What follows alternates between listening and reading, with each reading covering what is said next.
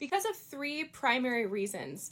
Number one, the treatment world has largely believed that abstinence needs to be the first step toward someone getting over alcohol addiction.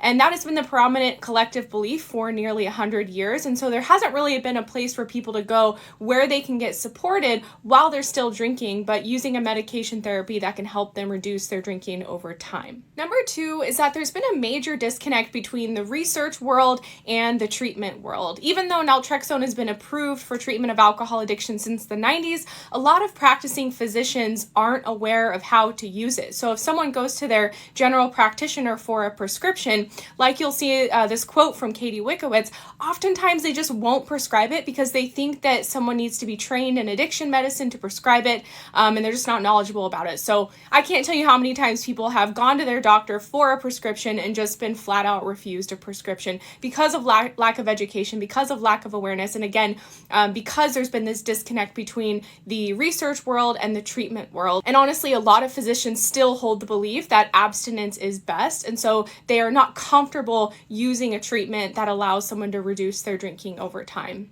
And number three is that naltrexone is a generic drug, so there's no major pharmaceutical company behind it, backing it, having a huge budget to market it and charge a bunch of money for it. The medication is super cheap.